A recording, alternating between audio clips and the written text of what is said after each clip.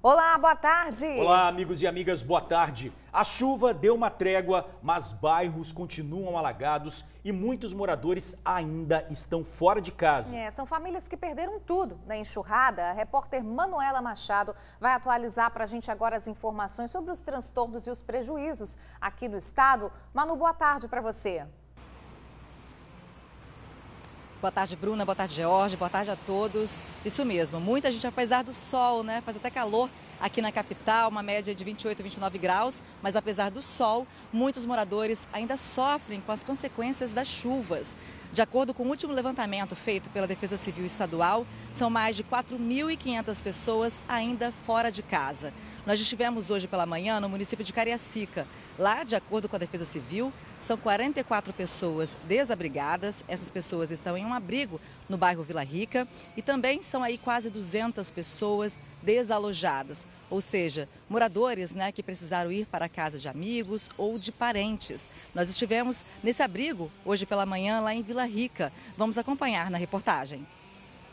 Paloma mostra os vídeos de como a casa ficou após as chuvas da última semana. Olha, gente, que é isso? Meu Deus!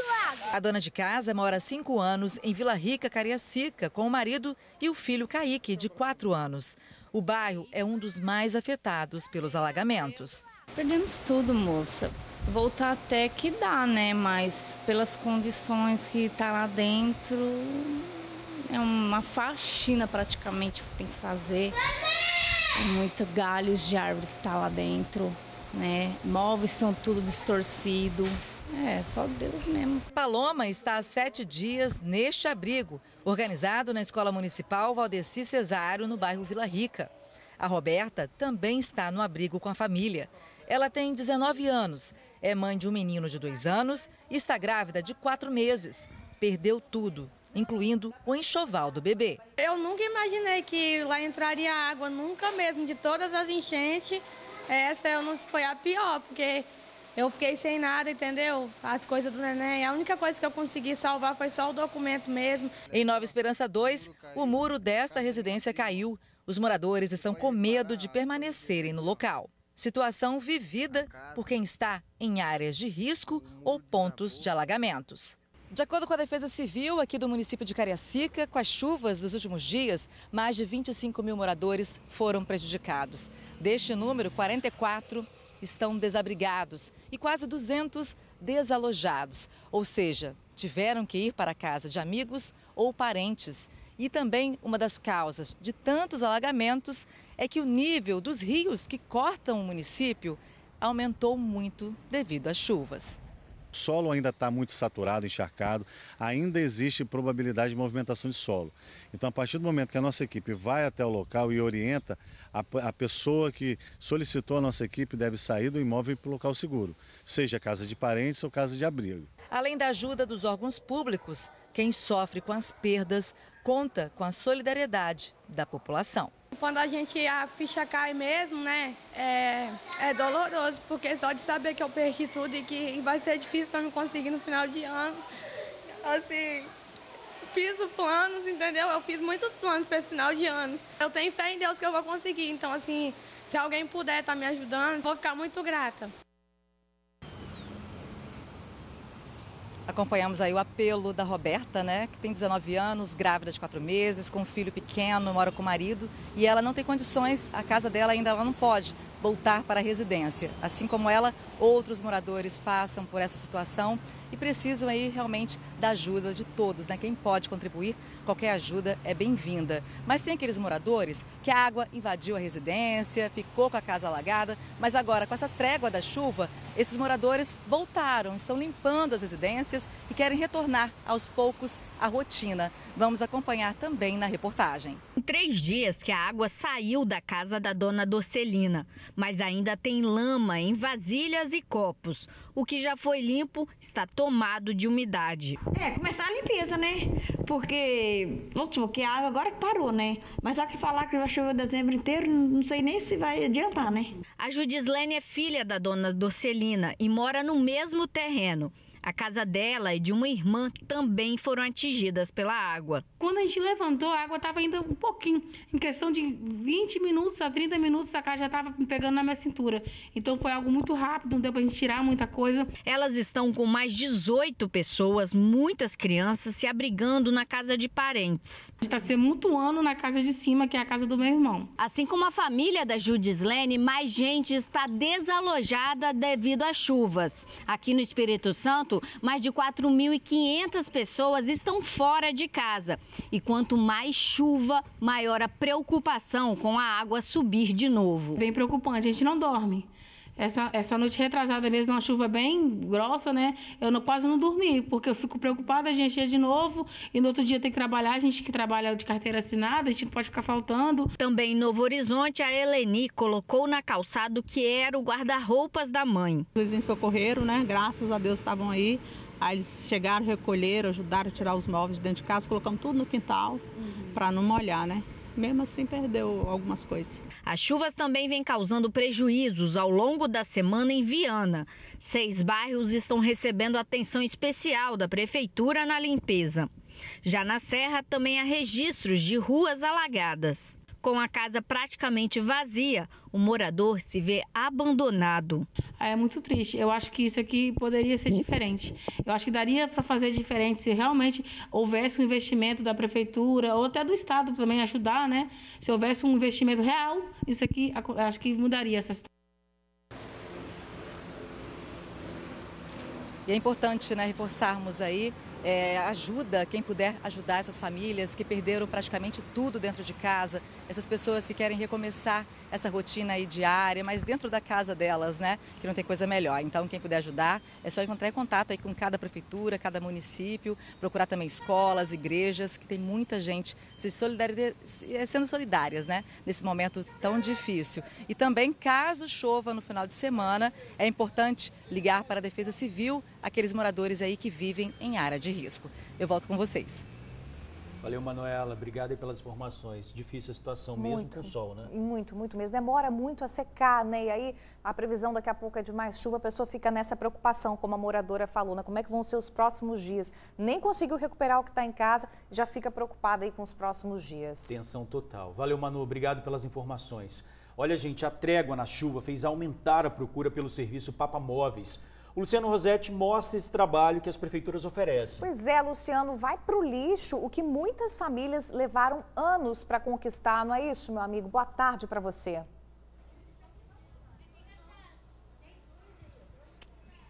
Pois é, meus amigos, boa tarde para todo mundo. Muita gente, infelizmente, perdeu muita coisa nessa chuvarada que caiu aqui no Espírito Santo nos últimos dias. Algumas pessoas perderam tudo. Aí entra em ação, claro, o trabalho das prefeituras com o serviço de Papa Móveis para tentar recuperar um pouquinho do que foi perdido. A gente está aqui em Cariacica, estou com o secretário de Serviços, o Marcos Aranda. Então, Marcos, como é que funciona aqui, secretário, esse serviço de Papa Móveis em Cariacica? Boa tarde. Boa tarde. Ratificando, né, choveu muito, 730 milímetros. Aqui em Cariacica em poucos dias. E o nosso serviço de Papa Móvel é um serviço previamente agendado, através do telefone 162 e tem também o celular 98158-9354. A gente recolhe esses eletrodomésticos, móveis, o que dá para recuperar, faz uma triagem, recupera e faz a doação para as pessoas que estão cadastradas na assistência social. E aqueles móveis que assim não tem mais jeito, que foram perdidos mesmo, o que acontece? Os móveis que não tem mais jeito, no caso de eletrodoméstico, a gente encaminha para as associações de catadores e o que dá jeito, agora em relação às chuvas, nós separamos um grande material para ser doado para essas pessoas que perderam os móveis nas chuvas. A gente inclusive está mostrando aqui também, né, Bruno? Bruno mostrou agora há pouco, aqui atrás, aqui ó, no fundo da imagem, a gente vê ali na calçada alguns móveis, eletrodomésticos que foram descartados, né? Material que vai ser jogado fora, tudo isso vai para o serviço de Papa Móveis. O pessoal está aguardando aqui passar o caminhão para poder recolher todo o material e ver se dá para recuperar alguma coisa, né, secretário? É verdade. Lembrando que a prefeitura está aqui desde terça-feira, limpando, recuperamos uma passarela em um dia, já recolhemos diversos móveis e está retornando agora à tarde para fazer entrega de alguns eletrodomésticos, móveis em condições e fazer o recolhimento também. Só para a gente definir direitinho, é tudo previamente agendado, né? Tudo previamente agendado através do 162, do telefone celular. e a gente vem trabalhando de 24 horas devido à questão das chuvas que assolaram todo o nosso estado. Marcos Aranda, secretário de Serviços de Cariacica, muito obrigado, viu? E só para aproveitar que a gente está aqui em Cariacica, reforçar esse contato que o secretário passou agora. Então, se você precisa do Papa Móveis daqui de Cariacica, você pode ligar para o 162. A gente tem até uma telinha para mostrar para você aí os números dos municípios da Grande Vitória. Aqui em Cariacica, você pode ligar para o 162 ou então para o celular 981589354. Você que mora em Vila Velha, precisa do Papa Móveis, liga para 162 também. É o mesmo telefone da Prefeitura de Cariacica. Pode ligar também, que Vila Velha atende por esse telefone 162. Viana, você que mora em Viana, tem o telefone fixo 3255-1675. Vou repetir, 3255-1675. Você que mora na Serra, tem telefone também, um celular, anota aí, ó, 99503-3549, repetindo, 99503-3549. E Vitória, você que mora na capital, pode ligar para o 156. Então você que precisa de recolher, né, os seus móveis, precisa do recolhimento do serviço da Prefeitura de qualquer parte da Grande Vitória, pode ligar para esses números que eles vão atender, tá bom? Só tem um pouquinho de paciência, esperar um pouquinho que eles vão te atender. Volto com vocês, Bruna e George. Tá certo, Luciano. Obrigada aí pelas informações. Muita gente que perdeu muita coisa acaba realmente não tendo onde botar, né? São muitos móveis, então é um trabalho extremamente importante, porque aí, né, acaba muitas vezes ficando solto na rua, sujeira na rua, vem outra enchente, isso vai para o valão e causa todo aquele ciclo que a gente já está cansado de falar aqui. Obrigado, Luciano, pelas informações. Olha, gente, um trecho da BR-101 foi liberado em Aracruz. É o trecho do quilômetro 171 da rodovia. Agora não tem mais ponto de interdição total na BR-101, viu? Os motoristas podem cruzar novamente o Espírito Santo de norte a sul pela rodovia. Um desvio foi montado ao lado da parte da pista que desabou. Os carros vão poder passar nos dois sentidos sem interrupção do trânsito. De acordo com a Eco 101, que administra a BR, a conclusão total das obras deve levar cerca de 30 dias. E o tempo segue instável no Espírito Santo. Agora à tarde, a nebulosidade aumenta e há previsão de chuva nas regiões sul e serrana. No final do dia, a chuva deve ocorrer de forma fraca no litoral sul e também na Grande Vitória. E amanhã, hein, gente, dia do Jogo do Brasil, como é que fica o tempo? De acordo com o Incaper, há previsão de chuva, mas as temperaturas aumentam em todo o estado. Meio-dia, 13 minutos, vamos para as notícias policiais. Agora a polícia está investigando o assassinato de um homem na Serra. Ele estava pertinho de casa quando os criminosos chegaram de carro e atiraram mais de 15 vezes. Gabriel e os amigos voltavam da escola quando o crime aconteceu. Foi o último dia de aula dele. O rapaz, inclusive, gente, voltava para casa com o certificado de aprovado. O choro da mãe e da irmã chamou a atenção de quem passava pela rua. O lamento é pela morte do estudante Gabriel Alves Targino, de 19 anos de idade. Ele estava voltando da escola no bairro São Domingos, na Serra, com mais um casal de colegas, quando foi surpreendido. O assassino teria saído de um carro, mandado os colegas dele correrem e atirado diversas vezes em Gabriel. Falar que só foi um carro que chegou e fizeram isso, mas não conseguiram explicar para a gente se falaram alguma coisa, se falaram nada. A mãe dele foi lá buscar ele, na volta desencontrou, saiu um pouquinho mais cedo e quando ela voltou já se deparou com ele ali, naquela situação ali. O rapaz estava trabalhando em meio expediente e estudando em outro. Segundo o pai, ontem foi o último dia de aula dele. Acabado de sair da escola, ontem foi o último dia de aula dele, ele foi só para apresentar o último trabalho e veio embora com o canudo da formatura dele. Tinha muitos planos e até carteira de motorista estava neles. O sonho dele maior mesmo era comprar a moto agora, depois que acabar de estudar, já tirou a habilitação, saiu a carteira A e ia fazer a prova agora nessa semana, sexta-feira, a prova B, e para poder pegar a habilitação para poder andar com o seu automóvel. Ainda não se sabe qual teria sido a motivação do homicídio. Gabriel não tem passagens. O assassinato será investigado pela Delegacia de Crimes contra a Vida da Serra. Eu acompanho os jornais e vejo isso acontecendo todos os dias. A gente nunca imagina que isso pode acontecer com a gente. Inocente, tenho 99,9% certeza. É um cara trabalhador do serviço para casa, igreja e escola. Eu quero que identifique o cidadão que fez isso, né, o infeliz que fez isso daí. Espero que a justiça seja feita, que ache e que ele paga, né?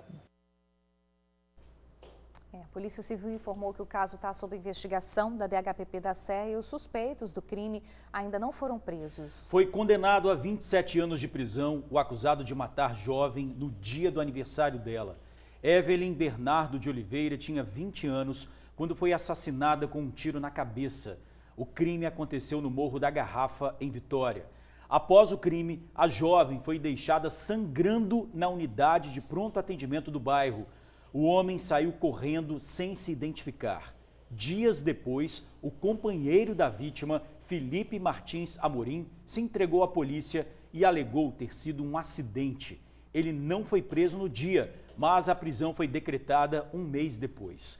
A sentença foi fixada em 27 anos, 1 mês e 15 dias em regime fechado. Olha, quase 10 anos atrás, uma policial civil que também era escritora foi brutalmente assassinada a facadas dentro de casa. Isso aconteceu na Serra. Pois é, Bruna, os suspeitos do assassinato foram presos há 2 meses. Mas só agora a polícia deu detalhes da prisão. Quem traz essas informações para a gente é a Suzy Faria. Boa tarde, Suzy. Boa tarde, George, Bruno e amigos do TN. É um caso que aconteceu há uma década atrás e agora, mesmo depois de tanto tempo, a Polícia Civil conseguiu identificar, localizar e prender os 2 assassinos. Só não conseguiu ainda saber deles o que teria motivado esse crime. Não foi só um, hein? Dos 2 que foram presos, George e Bruna, um deles teria participado também de um outro homicídio praticamente um mês antes de uma outra mulher na mesma região. Mas, de qualquer maneira, os assassinos da escrivã e escritora Laci Fernandes Ribeiro já estão na cadeia. A delegada Rafaela Aguiar, que é a titular da Delegacia de Homicídios e Proteção à Mulher, detalhou como foram as investigações que levaram a esse resultado. Vamos acompanhar. Fabrício Germano Gomes, vulgo Bill, de 29 anos, e Rafael de Carvalho Rodrigues, vulgo Rafael Lagarto, também de 29, foram presos pela morte da escrivã da Polícia Civil e escritora Laci Fernandes Ribeiro, na época com 64 anos. A prisão aconteceu quase 10 anos após o crime.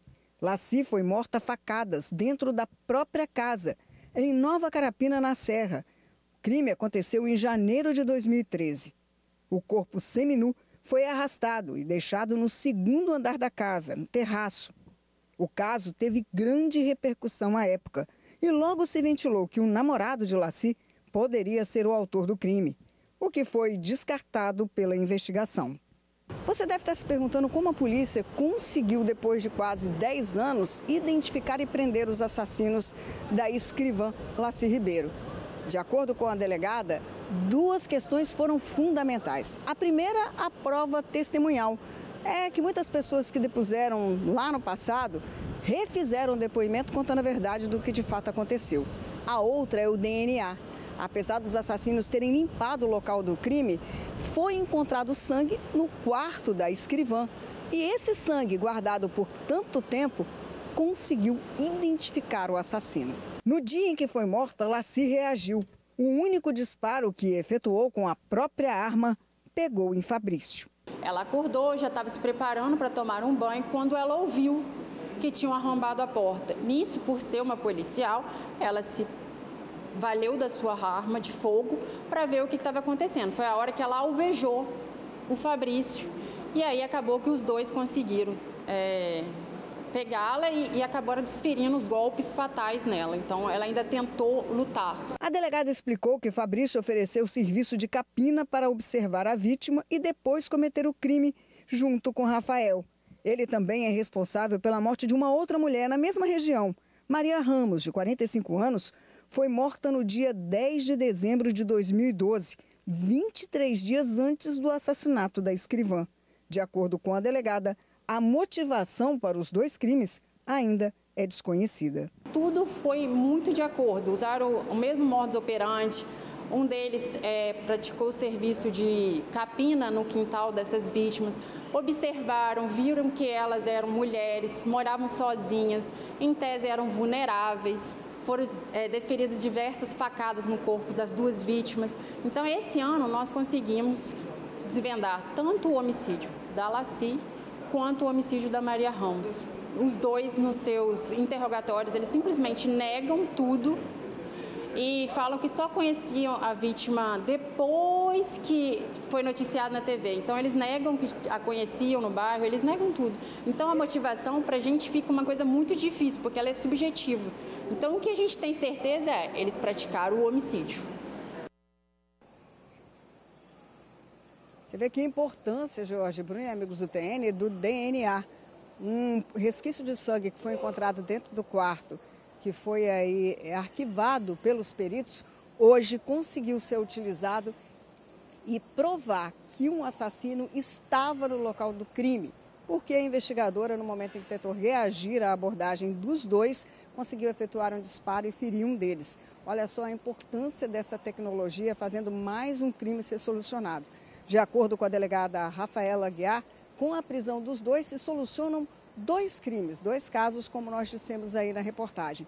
Ela também fez questão de ressaltar que nesse último período conseguiram solucionar cerca de 16 casos, sendo que em 11 deles a DHPM trouxe aí a autoria do crime.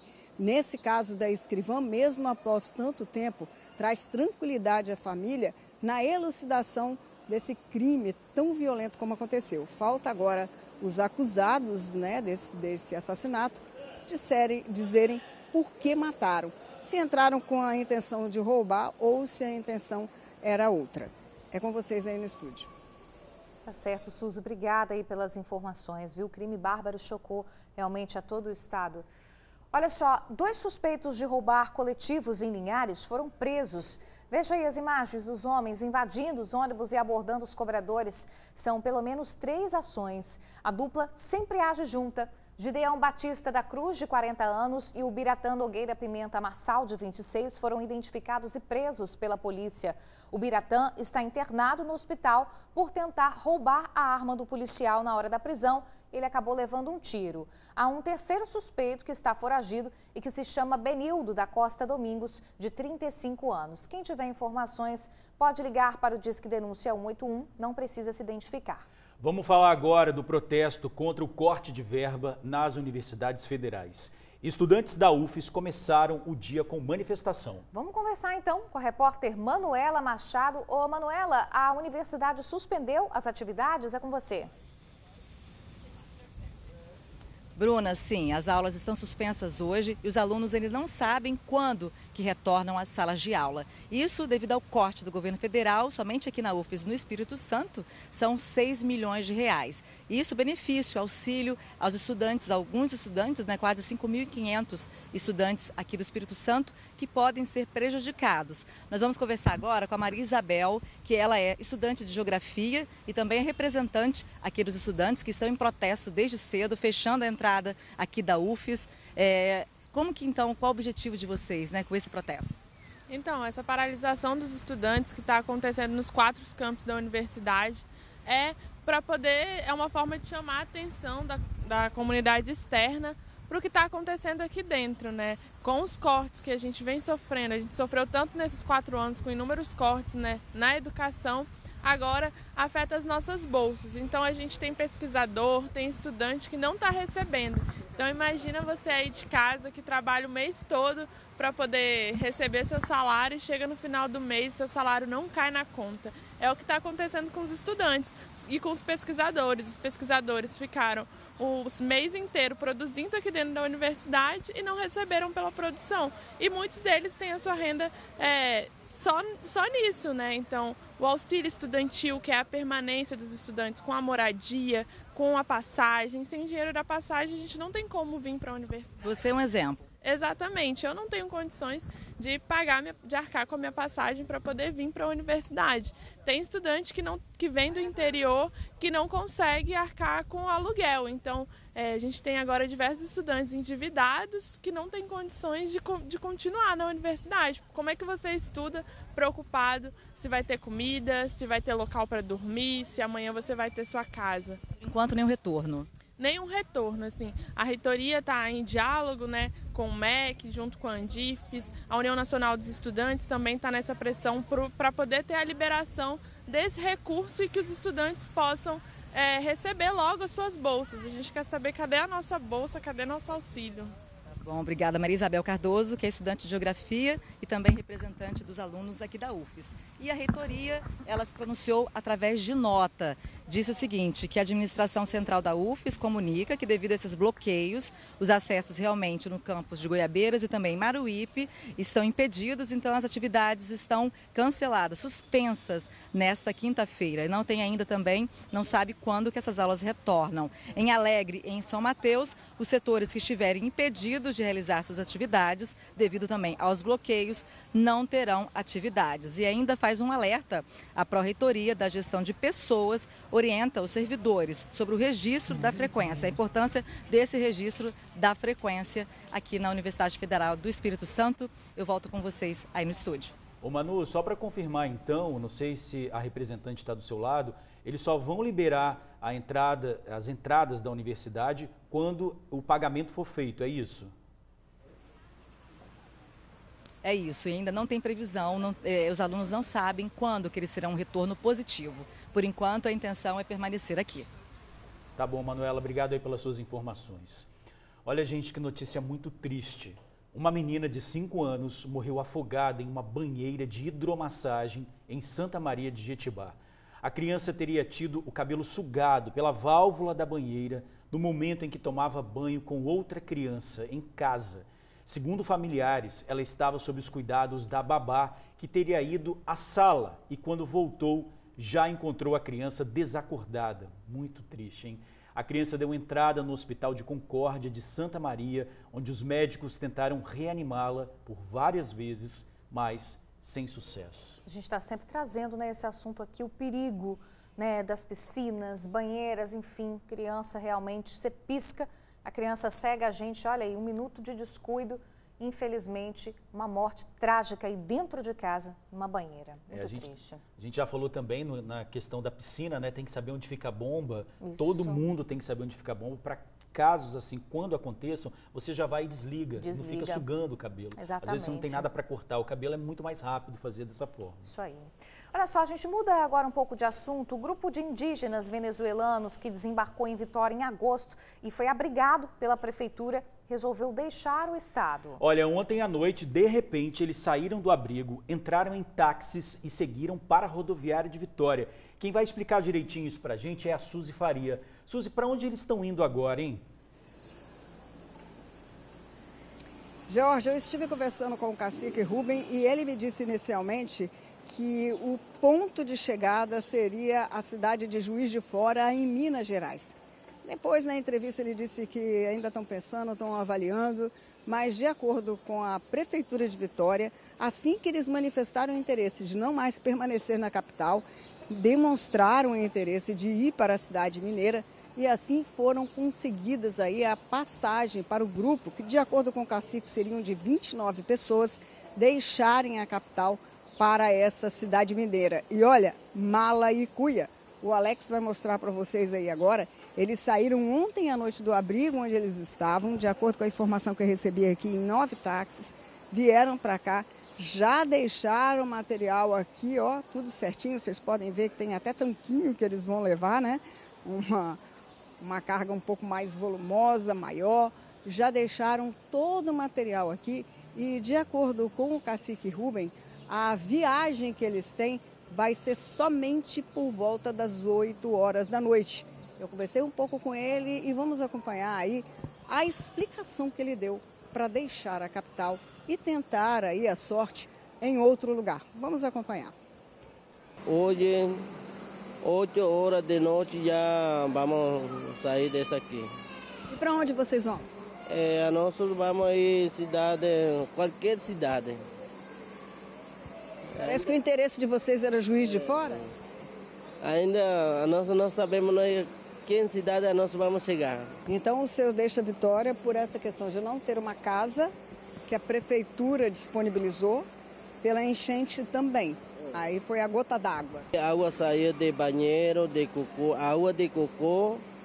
E aí havia uma terra, se molharam e a criança, quando uma criança pega terra e água da mão bebendo. Pois é, ele contou, né, dissertou um pouco mais, falando que com essas chuvas que tiveram aí, molharam muitas coisas deles, molharam roupas, o esgoto estava voltando para dentro de onde eles estavam. E aí eles decidiram por deixar a capital e buscar a sorte em outro lugar, Jorge e Bruna. E olha só, eles estavam aqui desde agosto, quando 2 grupos chegaram nesse mês, ficaram acampados aqui na rodoviária e depois de algum tempo foram acolhidos pela Prefeitura de Vitória. A secretaria informou da Prefeitura de Assistência Social de que já foram disponibilizadas essas passagens, então, para que eles deixem a capital em destino inicialmente à cidade de Juiz de Fora. Jorge, Bruna.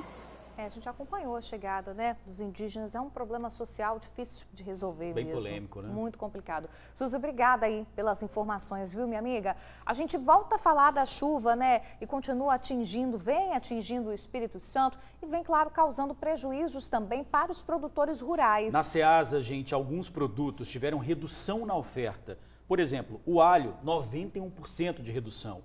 As folhas também estão em falta.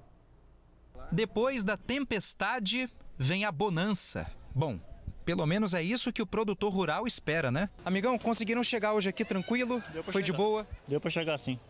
Hoje foi mais tranquilo um pouco. Agora, semana passada foi bem ruim para passar. Muita água, muita terra caída, né? Foi muita dificuldade. Maílson é da região do Garrafão, em Santa Maria de Jetibá.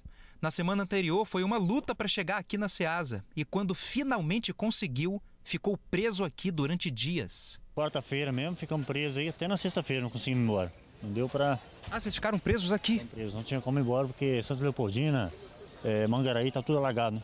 Batata, mamão, banana, cenoura, tomate, produtos que se tiverem contato com a água podem estragar. Isso sem falar nas verduras, né, que não estão lá essas coisas não.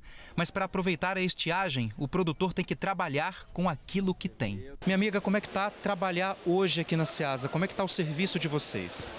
Tá difícil, tá muito difícil, porque a chuva estragou bastante coisa na roça. Aí, fora que chega, o preço não tá como a gente espera e o que a gente gasta é muito. A senhora trabalha com o que aqui? Com uma variedade de coisas, né? Sim, tudo que é folhagem. Tempero e chás, tudo folhagem. Amigão, para passar hoje, conseguiu, mas na dificuldade, né? Muito difícil passar de lá para Capinhares. A pó do Rio Pequeno tá caindo, as estradas do desvio não passam mais. Saiu das 5 horas da tarde ontem, chegou aqui era 7 horas da manhã. Caramba, o senhor saiu de Linhares 5 da tarde de ontem. E até chegou agora. Todo mundo atrasado. Foram 5 dias de prejuízo. Terça, quarta, quinta, sexta e sábado, isso da semana passada, né? E em cada um desses dias, a Ceasa teve um prejuízo de 200 toneladas de produtos perdidos. Isso foi terrível, não só para o produtor rural, não, mas para o freguês também. Alguns produtos tiveram uma queda brusca no volume e na quantidade que normalmente chegam aqui na central. Por exemplo, o alho teve uma redução de 91% na quantidade. Os cerca de 48 mil quilos reduziram para 4 mil. A couve caiu de 1.200 quilos para 362, redução de 70% na quantidade de abastecimento. Isso, claro, interfere no preço, né? É por isso que tem que pechinchar para ter negócio. A gente dá aquela choradinha para pedir um preço, abaixar um pouquinho aí, mas tá dando para... Aquela choradinha marota, para não faltar. Para não faltar, isso aí, não pode faltar isso aí, né? O preço está elevado um pouquinho, mas tá dando para comprar, tá dando para pechinchar um pouquinho.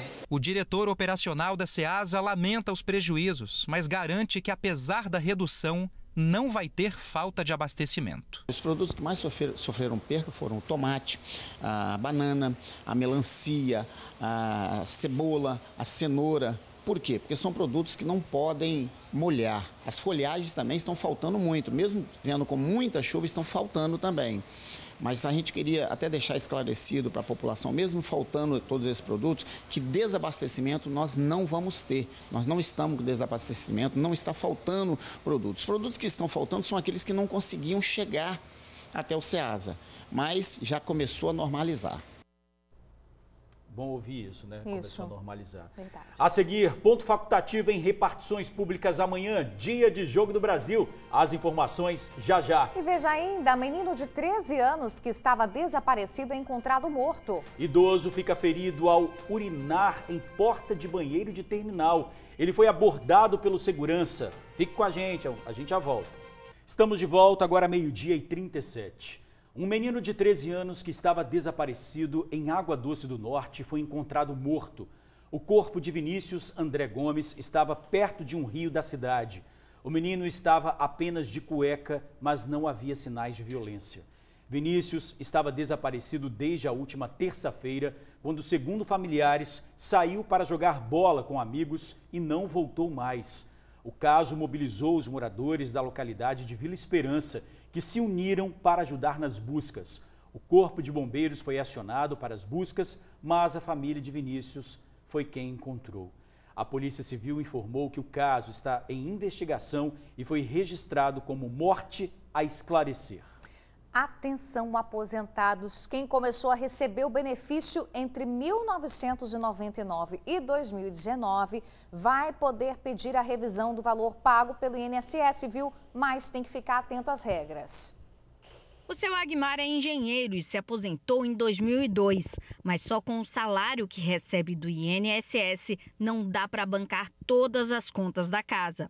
Aos 73 anos, o engenheiro acredita que foi prejudicado pela legislação da época. Eu fiz a contribuição pelo teto, porém, eu tive uma redução só de cara de 28%. Tanto que eu sou obrigado a ter uma renda complementar para poder sobreviver. A aposentadoria do seu Agmar foi calculada em cima do quanto ele contribuiu para o INSS a partir de 1994. Em 1999, aconteceu uma reforma da Previdência, muito parecida com a reforma que a gente teve agora, em 2019. Dizia que o valor do benefício seria feito com base nas contribuições realizadas após 94, após o Plano Real.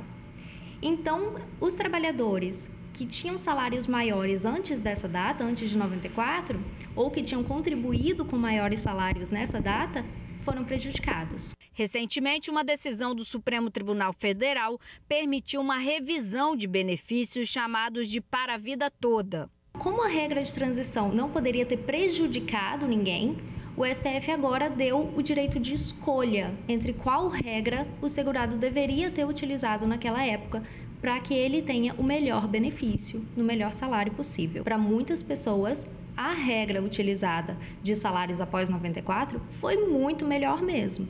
A possibilidade de revisão vale para quem recebeu o primeiro salário do INSS a partir de 1999, quando houve a primeira reforma previdenciária após o Plano Real, e se estende até 2019, quando houve uma nova mudança das leis previdenciárias. Como os benefícios são individuais, é necessário buscar ajuda com um advogado para tirar dúvidas. O Sindicato dos Aposentados no Espírito Santo também oferece gratuitamente essa consultoria. Pode melhorar o valor do benefício dele, como também pode piorar o valor do benefício dele, dependendo das contribuições que ele teve antes de 94. Procure a gente, nós vamos dar todas as informações e, sendo positivo, aí você procura um advogado de sua confiança para você dar entrada na justiça. Não vai ser prejudicada, porque ela pode desistir desse processo, mas ela vai ter passado por um processo longo, vai ter o trabalho de pedir essa revisão para não valer de nada. Já poderia ser automático, né? Olha, o Sindicato dos Aposentados fica no centro de Vitória. O telefone é o 3207-1434 e funciona em horário comercial. Olha, teve confusão no terminal de Campo Grande, em Cariacica, e um idoso acabou ferido. Segundo testemunhas, o bate-boca começou quando esse homem teria tentado usar o banheiro do terminal. Mas o local estava sendo lavado e ele foi impedido de entrar. O idoso, então, teria urinado na porta do banheiro e foi abordado pelo segurança. A discussão evoluiu para agressão física e o homem acabou machucado no nariz. A Ceturb informou que notificou a empresa de vigilância do terminal para apurar as circunstâncias do ferimento do passageiro. O homem não quis comparecer à delegacia para registrar um boletim de ocorrência, mas mesmo assim, as imagens da câmera de segurança vão ficar à disposição da polícia para ajudar aí na apuração dos fatos. Quinta-feira, 8 de dezembro, veja os destaques do jornal A Tribuna. Adolescente que matou 4 e feriu 12 pode ser solto em até 3 anos. Na foto principal, Richarlison ajuda a reformar casa. Petrobras anuncia investimentos e vai criar 12 mil empregos a partir de 2023. Motorista sequestrado no centro de Vitória é obrigado a levar bandidos até a serra. Roteiro para se emocionar com cantatas. E veja ainda na edição de hoje, ação e amizade nas telonas. Lojas abertas aos domingos e até mais tarde para o Natal. E tem também o cupom para concorrer a 15 kits de Natal.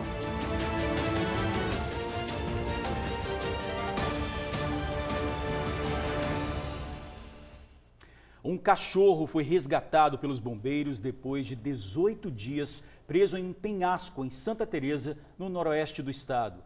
Bruce desapareceu depois de fugir do sítio da família, que nem entendeu como ele foi parar num lugar tão alto, hein?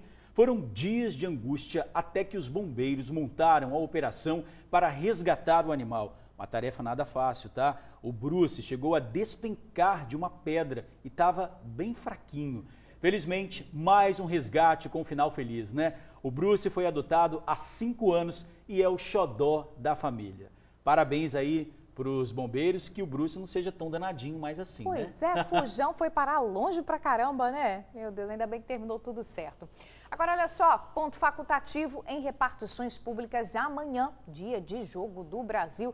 E o Luciano vai trazer as informações para ninguém perder viagem até as prefeituras, órgãos do estado. Pois é, Luciano, vai sextar mais cedo para muita gente, né?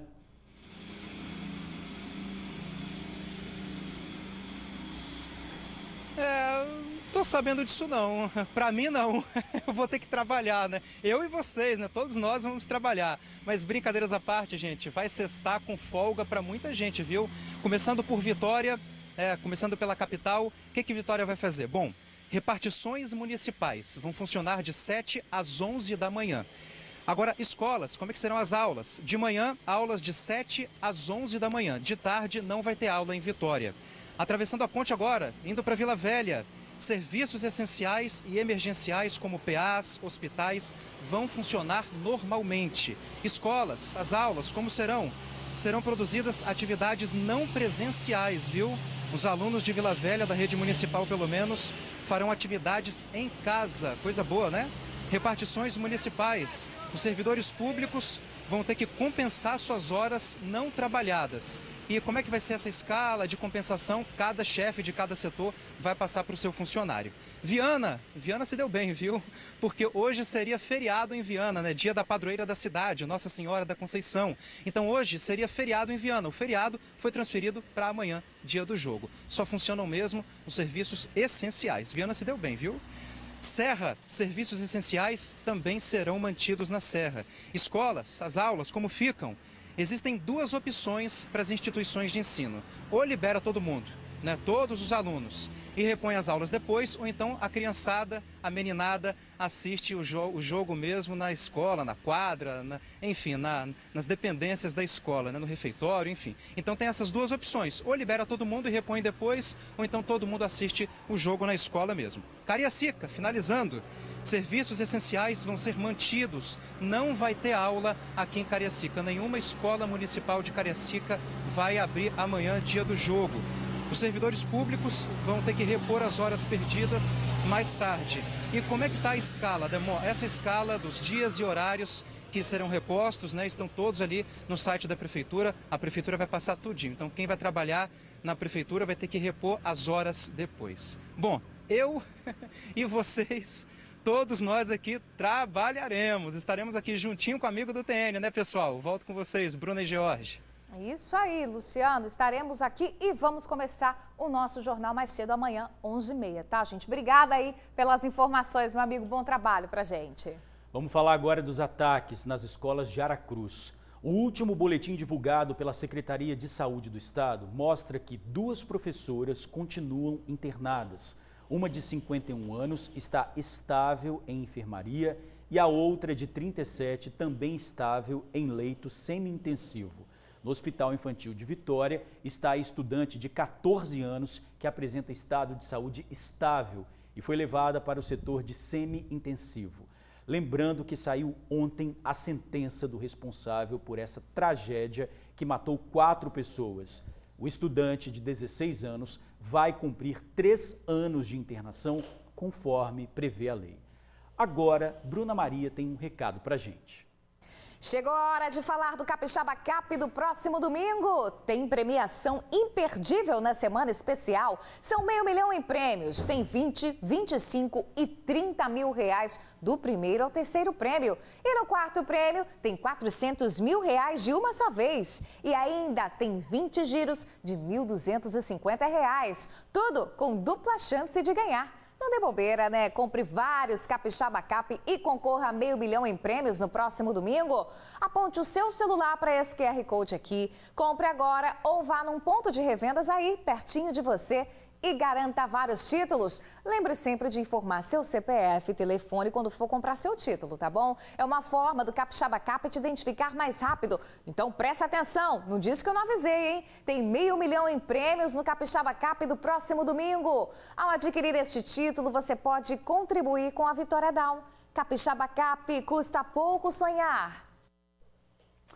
Uma dupla foi presa por fabricar armas em Viana. A operação aconteceu no bairro Marcílio de Noronha. No local, a polícia apreendeu canos de armas que seriam fabricadas, além de um molde de uma pistola. Também tinha revólver calibre 38, colete balístico, droga e anotações do tráfico.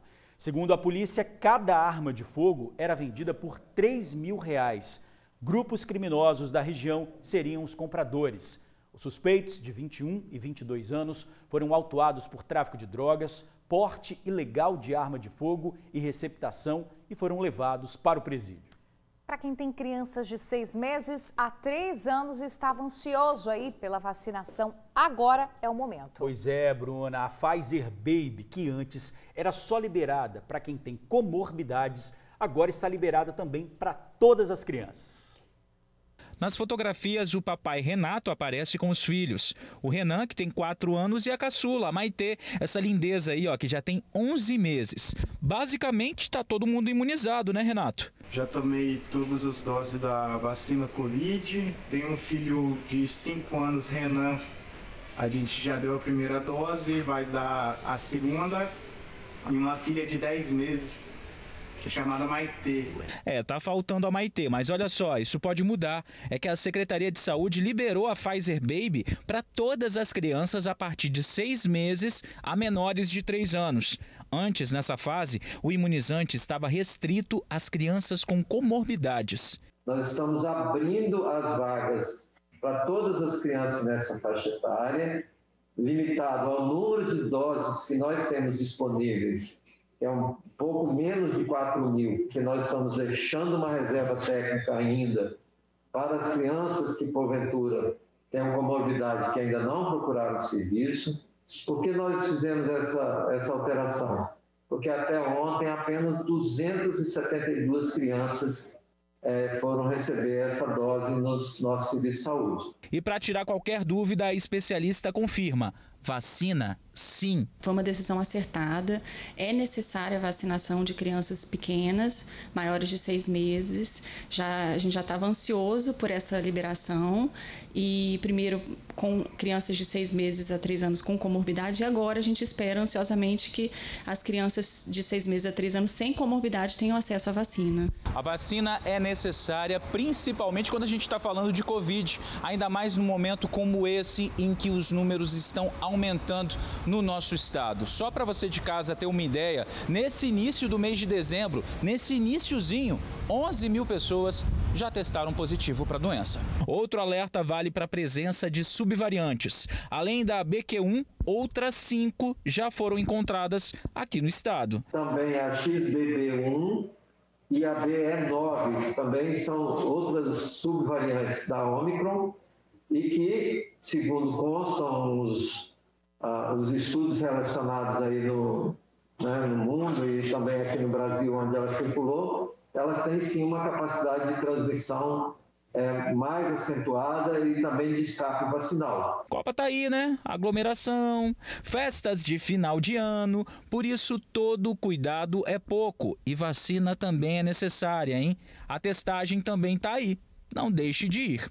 Vim fazer com meu filho, escolar, né? Tá com um grupo muito grande aí, né? Com quadro gripal. E eu tenho uma mãe que é idosa, então temos que tomar cuidado, né? Precaução, né? Precaução. Aí deu uma gripezinha e é melhor vir, né? Tem que proteger as crianças, hein, papai e mamãe? A Secretaria da Saúde informou que as estratégias de aplicação da vacina são feitas pelos municípios. Mais informações no site vacinaeconfia.es.gov.br/cidadão. Agora a gente fala de um grave acidente que aconteceu no sul do estado e terminou com a morte de um idoso. Carlindo Gomes, de 74 anos, era quem dirigia o carro de passeio. Em uma avenida de Cachoeiro de Itapemirim, ele perdeu o controle da direção, bateu em um muro e só parou ao cair na garagem de uma oficina. O veículo começou a pegar fogo e o motorista não conseguiu sair a tempo. Outro homem que estava no banco do carona pulou do carro e conseguiu se salvar. O corpo de bombeiros foi acionado, mas o veículo já tinha sido tomado pelas chamas e Carlindo já estava morto. O corpo dele foi encaminhado para o DML da cidade. Triste, né? A seguir, assassinos de empresário morto em transportadora ainda não foram presos. A família da vítima pede justiça. Câmara aprova aumento para vereadores e prefeito em São Mateus. E tem ainda as ofertas de emprego do dia. A gente volta rapidinho.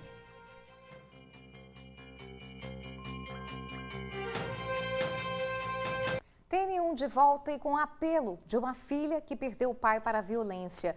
Quase um mês depois do assassinato do dono de uma transportadora em Vitória, os criminosos continuam impunes. Ninguém foi preso. Pai, você é meu sol, você é minha lua, você é as estrelas que brilham no céu. Te amo, de sua filha Jéssica. Jéssica escreveu o bilhete para o pai quando era pequena. Ela é filha do empresário Murilo Zacarias Marques, de 69 anos, morto durante um assalto à transportadora dele. O pai era um dos maiores incentivadores de Jéssica. Não tem mesmo como explicar a dor que é de perder a pessoa mais importante da nossa vida. O crime aconteceu há cerca de um mês. Nas imagens publicadas em primeira mão pela TV Tribuna, os bandidos saem calmamente. Dá para perceber que se distanciam um do outro durante a fuga. Mais à frente, um deles atravessa a Avenida Fernando Ferrari. Nenhum dos dois está preso. Que viu na esquina, que viu dentro do bairro, que mande uma informação, que qualquer tipo de informação é uma luz no fim do túnel. Eu espero muito que pelo menos isso, eu possa deitar e falar, pai, eu fiz de tudo. No dia do crime, o empresário e 2 funcionários estavam neste galpão onde funcionava a transportadora. As vítimas foram amarradas e obrigadas a entregar os celulares. Murilo conseguiu se desamarrar e avançou contra um dos bandidos. Foi nesse momento que ele acabou baleado. Entraram lá para roubar carga. E ele não suportou, ele não suportaria estar levando um pedaço dele, independente de qual que seja a carga. Então ele tentou com a própria vida, defender o que era a vida dele. Os bandidos queriam um carregamento de notebook que não estava lá. A dupla parecia conhecer bem a transportadora. A família levou mais um golpe nos últimos dias. O galpão e a casa do empresário, no segundo andar, foram invadidos. Quebraram cadeado, levaram eletrodomésticos, levaram telefone de empresa, levaram chaves de carro, levaram muita coisa.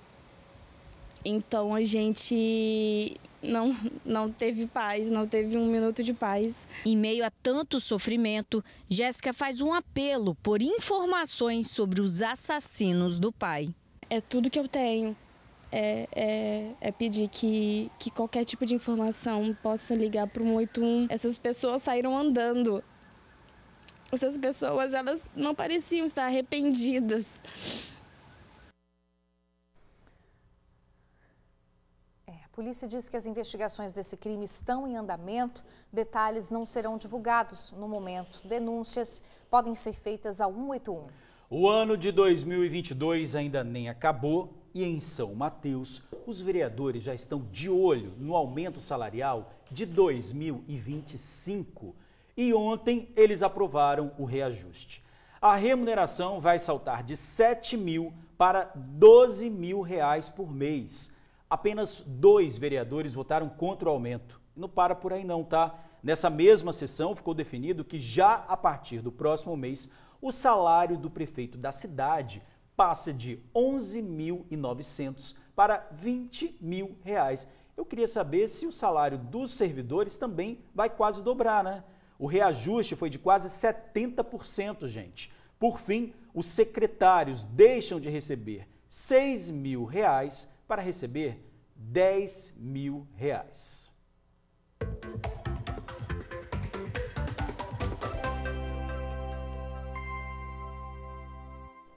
A Agência do Trabalhador de Cariacica tem 736 vagas disponíveis. Auxiliar de produção, pedreiro de acabamento, operador de caixa, motoboy, agente de limpeza e muito mais. Você pode conferir os detalhes em cariacica.es.gov.br. Já o Cine da Serra tem 341 oportunidades. Jardineiro, garçom, encarregado de obras, auxiliar de limpeza, ajudante de obras e outras oportunidades por lá também. Você pode ver os detalhes em maisemprego.serra.es.gov.br. E o nosso Richarlison vai para a Calçada da Fama, Bruna. Nossa, demais. Olha só, o artilheiro da seleção brasileira será homenageado na Calçada da Fama do Esporte do Espírito Santo. Ele foi escolhido por uma comissão da Secretaria de Esportes e é o terceiro jogador a ser homenageado na Calçada da Fama capixaba. Os outros são Giovani Silva, do Vasco, e também da seleção brasileira, e o falecido zagueiro Fontana, tricampeão em 1970. A cerimônia da Calçada da Fama vai acontecer no ano que vem, mas a data ainda não foi marcada. A gente tem que torcer para o Brasil ganhar essa Copa, porque a Bruna vai fazer a dança do pombo. Aqui é a dança do pombo, ó. Eu acho que se o Brasil já ganhar amanhã, você já pode fazer, Bruno, mas você quer a taça, lógico, né? Exatamente. Tô mirando lá na frente, tô confiante. Vai ter dança do pombo aqui sim. Ó, por falar no pombo, gente, tem recado importante. Verdade. Amanhã, Jogo do Brasil, o TN começa mais cedo, às 11h30 da manhã. Espalha aí para a família, os amigos, para todo mundo, né? Isso aí, a gente vai te encontrar nesse horário, ao vivo, repetindo, 11h30, não perde não, tá? Bora? Hora de encerrar, 1h04. Beijo, até amanhã. Até amanhã, tchau.